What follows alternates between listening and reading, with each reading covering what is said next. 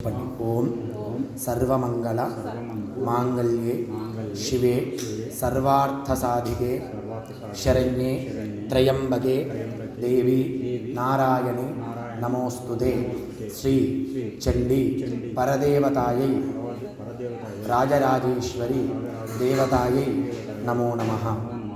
మనము ఈరోజు దుర్గా శరన్నవరాత్రి ఉత్సవాలలో అంతర్భాగంగా ఈరోజు 4వ రోజు. ఈ 4వ రోజు ఇక్కడ మన దేవాలయంలో వెలిసి ఉన్నటువంటి అమ్మవారు రాజరాజేశ్వరి దేవత. ఈ అమ్మవారికి ప్రతిరోజు కూడా మనం ఒక్కొక్క అవతారం చేస్తూ ఉంటాం. అయితే ఈ శరన్నవరాత్రులలో మామూలుగా మనం చేసేటువంటి పూజాధికాలకు ఈ నవరాత్రులలో చేసేటువంటి పూజాధికాలకు ఫలితాలు చాలా వేరుగా చెప్పింది శాస్త్రం. ఇందులో మనము ఈ 9 రోజుల పర్యంతంలో ఒక్కసారి గణపతి పూజ చేస్తే 108 సార్లు చేసిన ఫలితం. అందుకనే దీన్ని సద్వినియోగపరచుకోవాలి అని శాస్త్రం చెప్తుంది. ఈ 9 రోజులలో ఇక గణపతి హోమం చేస్తే దుర్గా హోమం చేస్తేనే ఎంతో ఫలితం చెప్పింది శాస్త్రం. అలాంటిది మనము చండీ హోమము అని చేయాలని అనుకున్నాం సంకల్పం. అయితే ఈ చండీ హోమం అంటే ఏంటి, చండీ దేవత అంటే ఏంటి అంటే భృకుటి కుటిలానలవు అని చండీ హోమంలో ఒక మంత్రం వస్తుంది కదా. అంటే 2 కనుబొమ్మలు అమ్మవారు ముడి వేసుకుని ఉంటుందట. అంటే మనము కొన్నిసార్లు ఏదైనా పరీక్షగా తీక్షణంగా చూసినప్పుడు ఇట్లా చూస్తాం, తీక్షణంగా చూసినప్పుడు అలా చూస్తూ ఉండేటువంటి తల్లి ఎవరైతే ఉన్నారో ఆమె చండీ దేవత అంట. మరి ఎందుకు అలా ముడి వేసి చూస్తుంది అమ్మవారు అంటే రాక్షసులపైనో లేదా ఇతరత్ర దేవతలపైనో శివుడిపైనో అలా దృష్టి పెట్టి చూడదు, ఏదో పదార్థం పైన దృష్టి పెట్టి చూడదు, మనపైనే దృష్టి పెట్టి చూస్తుందంట. ఎందుకు అంటే వీడు మానవ జన్మ ఎత్తాడ్రా, ఎత్తి ధర్మము అర్థము కామము మోక్షము ఈ 4 ఖచ్చితంగా పొందాలి. ధర్మబద్ధమైన సంపాదన ఉండాలి, ధర్మబద్ధమైనటువంటి సంతానం ఉండాలి, ధర్మబద్ధంగా నడుచుకుంటూ మోక్షాన్ని పొందాలి. ఇది మానవ జన్మకు నిర్ధారణ చేసినటువంటి విషయం కదా. మరి మోక్షప్రాప్తి కోసము ఈ నవరాత్రులు ఉపయోగించుకోకుండా ఎందుకు ఇలా తిరుగుతున్నాడు వీడు అని ఆమె అలా తీక్షణంగా చూస్తుందంట అమ్మవారు చండీపరదేవత. ఈ చండీపరదేవత ఏ విధంగా ఉద్భవించిందయ్యా అంటే మార్కండేయ మహాపురాణంలోనే మనకు మార్కండేయ మహాముని చెప్పాడు. విష్ణువు యొక్క శక్తి అంతా కూడా వైష్ణవిగా మారింది. విష్ణువులో ఉన్నటువంటి శక్తి, ఆయన స్థితికారకుడు కదా విష్ణుమూర్తి, ఆయనలో ఉన్నటువంటి శక్తి అంతా కూడా ఒక స్త్రీ స్వరూపంగా మారితే అదే వైష్ణవీదేవి. ఇక బ్రహ్మదేవుడిలో సృష్టి యొక్క శక్తి ఉంటుంది. సృష్టి కావాలంటే బ్రహ్మ కావాలి. ఆ సృష్టి యొక్క శక్తినంతా కూడా ఇమిడీకృతం చేసి బ్రహ్మాణి అనేటువంటి అవతారాన్ని ఆయన సృష్టించాడు. ఇదే విధంగా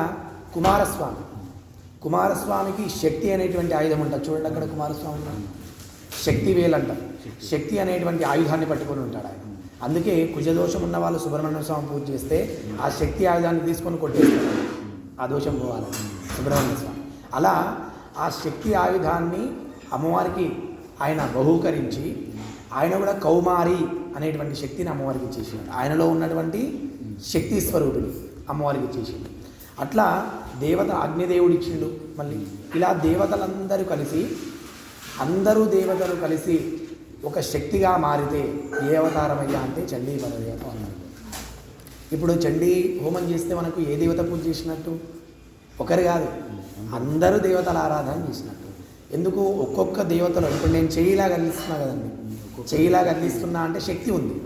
ఆ శక్తి యాదేవి సర్వభూతేషు శక్తి రూపేణ సంస్థిత నమస్తస్యై నమస్తస్యై నమస్తస్యై నమో నమః. అమ్మా చరాచర ప్రపంచంలో కదలిక ఏదైతే ఉందో, ఇప్పుడు చెరువు ఉంది, ప్రశాంతంగా చెరువు ఉంది, అందులో ఒక రాయి పడేసిన కదలిక వచ్చిందా? ఆ కదలిక ఏదైతే ఉందో, ప్రతి విషయంలో కదలిక ఏదైతే ఉందో ఆ శక్తి స్వరూపిణి అమ్మవారు.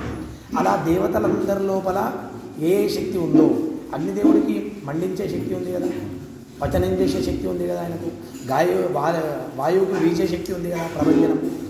ఆ శక్తి అంతా కూడా అమ్మవారికి వెళ్ళిపోతే అందరి దేవతల యొక్క శక్తే చండీ పరదేవత.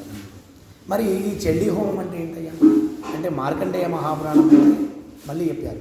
ఏమని? మనకు ఒక రాజు ఉంటాడు, సురథో నామ రాజా భూత్సమస్త క్షితిమండలే. సురథుడు అనేటువంటి ఒక రాజు ఉంటాడు. ఆయన ఈ భూప్రపంచానంతా ఏలి ఎంతో అపారమైన ధనం ఉంది ఆయన దగ్గర, ఆ రాజు దగ్గర. అంత ధనం ఉండి కూడా ఒక 60,000 మంది సైన్యం, ఈయన దగ్గర ఎన్నో లక్షల మంది సైన్యం, 60,000 మంది సైన్యము కోలాహలులు అనేటువంటి రాక్షసులు, వాళ్ళ చేతిలో రాజ్యం అంతా కూడా ఓడిపోయింది రాజు. ఇది చంద్రమోహన్లో విషయం నేను చెప్పేది మీకు. రాజు ఆ కోలాహలులు అనేటువంటి రాక్షసుల చేతిలో ఓడిపోయి రాజ్యాన్ని అంతా వాళ్ళకి ఇచ్చేసి, ఇక నేను నా రాజ్యం ఎంతో వైభోగంగా ఉన్నా నేను, అలాంటిది ఈరోజు ఇంత దీని స్థితికి వచ్చిన, నా రాజ్యంలో నాకు విలువ లేదు, నా రాజ్యం అంతా పరహస్తగతమైంది, కాబట్టి నేను ఉండి వేస్ట్ ఇక్కడ అని చెప్పి గుర్రం ఎక్కి బయలుదేరి అడవిలోకి వెళ్ళిపోయినాడు. అలా వెళ్ళిపోయి రాజు ఒక ఆశ్రమంలో చేరి అక్కడ కూర్చొని జపం తపం చేసుకుంటూ ఉన్నాడు. ఇక్కడ ఇంకోవైపు వైశ్యుడు, సమాధిర్నామ వైశ్యో హముత్పన్నో ధనినాంకులే, హముత్పన్నో ధనినాంకులే, విశేషమైనటువంటి ధనం ఉందంట వైశ్యుడికి. సమాధి, ఆయన పేరేంటి? సమాధిర్నామ, నామ అంటే పేరు. సమాధిర్నామ వైశ్యో హముత్పన్నో ధనినాంకులే.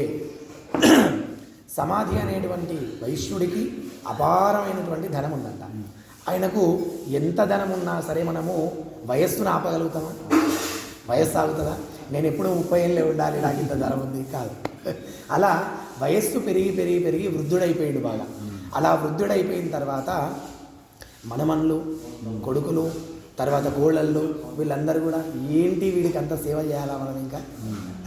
ఇప్పుడు కూడా సమాజంలో చూస్తున్నాం, చాలా జరుగుతుంది. అయితే మళ్ళీ సమాజాన్ని అంటే మళ్ళీ వీడియో తీసి పెట్టేస్తే కష్టం. నిజానికి ఇప్పుడు కూడా సమాజంలో ఏం జరుగుతుంది? అప్పుడు ఆ వైశ్యుడికి కుటుంబంలో ఉన్న ఎవరు కూడా విలువ ఇవ్వట్లేదు. ఎందుకు? ఆయన లోపల జీవత్వం లేదు, బలంగా లేడు, ఆయన పనులు ఆయన చేసుకోలేకపోతున్నాడు.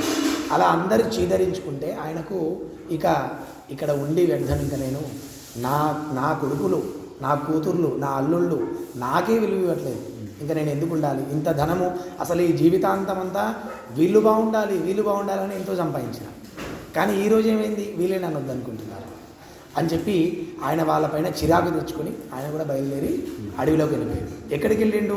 రాజు ఎక్కడైతే ఉన్నాడో ఈయన కూడా అక్కడికే వెళ్ళిండు. ఇంతకుముందు రాజు ఉన్నాడు కదా ఆశ్రమంలో, ఈయన కూడా అడవిలో అదే ఆశ్రమానికి వెళ్ళి, అలా వచ్చినటువంటి వీళ్ళిద్దరు కలుసుకొని, అయ్యా ఏంది నీ పరిస్థితి అంటే, ఇదయ్యా నీ పరిస్థితి ఏంది, ఇదయ్యా మరి నాకేమో ఇలా అయింది, నీకేమో అలా అయింది అని వాళ్ళిద్దరు సంభాషణ జరుగుతూ ఉండగానే ఒకసారి సుమేధస్కుడు అనేటువంటి ఒక ఋషి అటు నుంచి వెళ్తున్నాడంట. ఆ ఋషికి ఇద్దరు కూడా పాదాభివందనం చేసి, స్వామి నాకేమో రాజ్యం పోయింది, రాజ్యం పోయినా సరే నాకు నా రాజ్యంలో ఉన్నటువంటి ధనం ఏమైందో, నా పట్టపట్టి ఏనుగంటే నాకు ఎంతో ఇష్టం, ప్రతిరోజు ఎక్కిపోయేవాడిని, నా ఏనుగు వేరే వాళ్ళు ఆ రాజ్యం తీసుకున్నారు, నా ఏనుగుని ఎంత ఇబ్బంది పెడుతున్నారో, నా ధనం ఏమైందో, నా భార్య పిల్లల్ని వాళ్ళు ఏమేం చేస్తున్నారో, ఎంత ఇబ్బందులు పెడుతున్నారో, నా మనస్సు అక్కడనే ఉంది. అడవికి వచ్చిన కానీ నా మనస్సు అక్కడనే ఉంది వాళ్ళ మీద. ఇక ఈయన కూడా చెప్తున్నాడు ఏమని, నన్ను నా కుటుంబం అంతా వెలవేసింది, అయినా సరే నా పిల్లల మీద వ్యామోహం ఉంది, నా ఇంత ధనం సంపాదించి పెట్టిన నా అల్లుళ్ళు ఏం చేస్తున్నారో, ఎవరైనా మోసం చేసి ఆ ధనమంతా తీసుకుంటారో, ఇలాంటి ఆలోచనలన్నీ కూడా నాకు వస్తున్నాయి. మేమిద్దరం ఇక్కడనే ఉన్నాం, కానీ మనస్సు మాత్రం ఇంటి దగ్గర ఉంది మాకు. కాబట్టి ఈ మహామాయా విమోహితవు, ఇలాంటి మాయలో పడిపోయినాం మేము. మోక్ష సాధన చేయాలని తెలుసు మాకు, కానీ మా మనస్సు ఒప్పుకోవట్లేదు, మరి ఏం చేయాలి అన్నప్పుడు అప్పుడు ఈ సుమేధస్కుడు ప్రారంభం చేసిండు. ఏమని? అరే నాయన, మీరు మాత్రమే కాదురా, ఈ చరాచర ప్రపంచంలో కొన్ని కోట్ల మంది, అసలు మానవ జన్మ దుర్లభం, మానవ జన్మ రావాలంటేనే ఎన్నో జన్మలు ఎత్తిన తర్వాత మానవ జన్మ వస్తుంది. ఆ మానవ జన్మలో కూడా వైదికంగా, ధర్మంగా, సాంప్రదాయబద్ధంగా బ్రతికి దేవుడు అంటే ఏంటి, పూజాధికాలు అంటే ఏంటి, మోక్షసాధన ఏ విధంగా చేయాలి అని తెలుసుకునేటువంటి భరత భూమిలో పుట్టడం ఇంకా విశేషం. భరత భూమిలో పుట్టిన నవరాత్రులు 9 రోజులు నవరాత్రులు ఉంటాయి, శరత్కాలము 9 రోజులు అమ్మవారి ఆరాధన చేయాలి అని తెలియడము ఒక విశేషమైతే, దాన్ని ఆచరించడం ఇంకా కష్టం. ఇప్పుడు నవరాత్రులు అని ఎవరికైనా తెలియదా చెప్పండి? మీరు తెలుసా తెలియదా? అందరికీ తెలుసు కదా. మరి ఎంతమంది పాటిస్తున్నారు? పాటించరు. కొంతమంది ఒక్క పొద్దు ఉంటామంటారు, 3 రోజులు ఉంటారు, 4వ రోజు నా వల్ల కాదు పంతులు అంటారు. ఇలా ఎన్నో ఇబ్బందులు వస్తుంటాయి.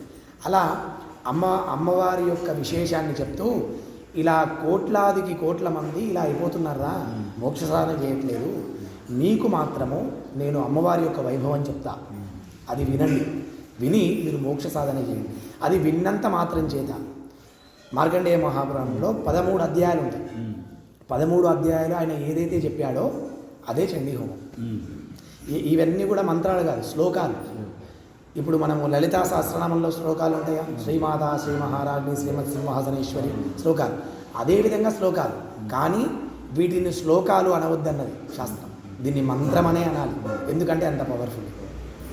ఇవి మంత్రాలు. 700 శ్లోకాలు ఉంటాయి, 13 అధ్యాయాలు, 700 శ్లోకాలు. ఇదంతా కూడా మార్కండేయ మహాముని చెప్పాడు. ఎవరికి? వాళ్ళిద్దరిని కూర్చోబెట్టుకొని చెప్పాడు. ఏ విధంగా చెప్పాడు అంటే, వాళ్ళిద్దరిని కూర్చోబెట్టి అమ్మవారు ఏ విధంగా మధు కైటబుల్ని సంహరించింది, ఏ విధంగా శుంభ నిశుంభుల్ని సంహరించింది, ఏ విధంగా రక్తబీజుల్ని సంహరించింది, ఏ విధంగా మహిషాసురుణ్ణి మర్దించింది, ఇవన్నీ విశేషాలు చెప్పాడు. ఎవరు? ఆ ఋషి వాళ్ళిద్దరికి. ఆ సంభాషణ ఏదైతే ఉందో అదే చండీ హోమం. మరి చేయడం వల్ల మాకేంటి ఫలితం? మరి మాకు కూడా ఏదో ఉండాలి కదా పంతులు, మరి ఇన్ని విషయాలు చెప్పినావు కదా, మరి మాకు కూడా ఏదో ఉండాలి కదా. అంటే వాళ్ళు విన్నంత మాత్రం చేత వాళ్ళకు మోక్షప్రాప్తి కలుగుతుంది అని ఆ ఋషి చెప్పినప్పుడు మనం వింటలేము. సాక్షాత్తుగా హోమం చేస్తున్నాం, ఆహుతిస్తున్నాం. ఏకంగా అమ్మవారికి ఇష్టమైన పదార్థాలు 13 అధ్యాయాలకు 13 రకాలుగా ఆమెకు సమర్పణ చేస్తున్నాం. దీంట్లో మనం చెప్పాలి అని అంటే నిజానికి చెప్పడం అనేది ఇంకా ఎంత చెప్పినా తక్కువే అన్నమాట. ఎందుకంటే ఆ ఋషి ఏం చెప్పాడు? వింటేనే ఎంతో పుణ్యం అని చెప్పాడు. హోమం చేస్తే ఇంకెంత పుణ్యం, అది నేను కూడా చెప్పలేను. గ్రహదోషాలు పరిహారం అయిపోతాయి. ధన సంబంధమైన ఆర్థిక సంబంధమైనటువంటి విషయాలు మనకు కొలిక్కొస్తాయి. అన్నిటికంటే ప్రధానం మంచి ఐశ్వర్యం. తరిగిపోని ఐశ్వర్యం ఏంటి మనిషికి? ఆరోగ్యం. అలాంటి ఆరోగ్యం సిద్ధించాలంటే అన్నపూర్ణ. తిన్నది మనకు అరిగింది అంటేనే అన్నపూర్ణ. అరగలేదు, తిన్నదంతా అలానే కడుపులుంది, రోగం వస్తుంది అంటే అన్నపూర్ణ అనుగ్రహం లేదు. అలా ఆరోగ్య ప్రాప్తి, జాతకరీత్యా మనకు తెలిసి తెలియక ఉన్నటువంటి దోషాలు, కుజదోషం, సర్పదోషం, విశేషమైన దోషాలు, ఆ దోషమంతా కూడా పరిహారమై గ్రహాలన్నీ మనకు అనుకూలంగా మారడమే అమ్మ అనుగ్రహం. ప్రతిరోజు ప్రారంభం అవడమే సూర్యోదయం. అంటే గ్రహమే కదా, సూర్యుడు ఎవరు? గ్రహం. ప్రారంభం అవడమే సూర్యోదయం, ఇక అస్తమించడం, తర్వాత చంద్రోదయం. సూర్యుడు చంద్రుడు వీళ్ళిద్దరి మధ్యనే కాలం ఉంది. సూర్యుడు చంద్రుడు ఇద్దరి మధ్యనే కాలం గడుస్తుంది. అంటే సూర్యుడు చంద్రుడు రెండు కూడా ఎవరు? అమ్మవారి యొక్క కుడి కన్ను సూర్యుడు, ఎడమ కన్ను చంద్రుడు. ఇక మధ్యలో ఇంకో కన్ను ఉంటుంది, అగ్నిదేవుడు. ఇలా చాలా విశేషాలు ఉన్నాయి అమ్మవారికి.